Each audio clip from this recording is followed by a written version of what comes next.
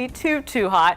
We will see temperatures climb their way into the 80s, but I'm telling you right now, we are waking up about 5 to 8 degrees cooler than what you were dealing with 24 hours ago. So we actually have a pretty nice start out there despite this. Look at all that sea fog hanging out from our Wyndham Grand Clearwater Beach weather camera. Earlier, I've been watching this camera. We saw a good, nice ray of sunshine over the sand and then just the fog right over the sea. What's going to happen, though, is that as we go through the next couple of hours, we'll see these temperatures hang around 64, 65 degrees along the immediate coast and eventually warm up. Notice how the air temperature is at 64, but then so is our dew point. That is prime conditions to allow this to happen overnight. That fog to get thicker and thicker, and then when you got just calm, stagnant winds in place, that doesn't allow the air to move or go anywhere. So that is what we're dealing with right now.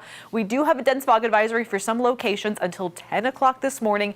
Then we are smooth sailing as we go through your Sunday fun day. Let me take you live also right now down into downtown Tampa, our Armature Works weather camera, where I can finally see all of Armature Works at this point and even the Hillsborough River. But notice how we still have that blanket of some of those low clouds hanging up. That fog is slowly but surely lifting. Those clouds are going to gradually burn off, and that will lead to abundant sunshine. I promise you. Just give it another hour and a half, and we'll be getting there. 63 degrees right now in many locations through downtown Tampa, 65 in Mulberry, calling it 61 in Lakeland, 64 in Brooksville, 64 right now into Clearwater. There is that dense fog we are still dealing with. See that dark gray patches in some of our inland locations, really northern Hillsborough still along that I-4 corridor and up to the north.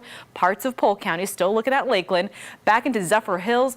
Finally, the Nature Coast trying to show some improvement with that visibility right now. But because these areas have been so thick through the past several hours, that's what prompted the National Weather Service to issue that dense fog advisory for Hillsborough, Polk, Pasco, Hernando, and Citrus until 10 o'clock this morning. Let me take you through our future model.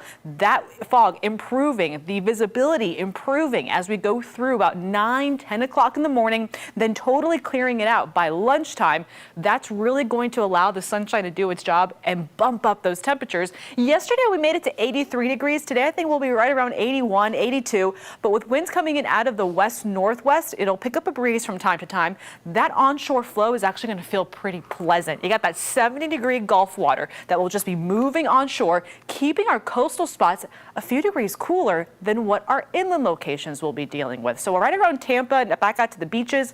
We're talking near 80 degrees. I think we'll be closer to the middle 80s the further east of I-75 you go. For our boaters, it's looking pretty fantastic as well. Seas will be under a foot. We've got a light chop out on the bay. Just note that wind shift, keeping it going out of the north-northwest, about 5 to 10 knots. Our model continues to pick up that overnight fog, hanging out through the early morning hours, abundant sunshine taking over by the afternoon, that onshore flow even giving us a bit of a breeze later today. I think we're going to rinse and repeat the fog, though, by your Monday morning. So go ahead, set your alarm a little bit earlier heading out the door, because that could reduce some visibilities during your rush hour commute during that early morning travel. By the afternoon, the sunshine is dominating. Now, Tuesday, we do start to notice a little more partly cloudy conditions, again, with that morning fog. But the reason that we're going to see a little bit of a change on Tuesday is because, believe it or not, a very weak front is going to be in North Florida. It isn't going to do anything for us. Nothing will change. If anything, by the second half of the week, we keep warming up. But let me stop this on Friday going into Saturday. A nice strong push of cooler air will make its way through. This will be drier air as well. Will give us a brief chance of rain on Friday, windy conditions, but then a nice, comfortable cold front will actually bring us back down into the 70s just in time for next weekend.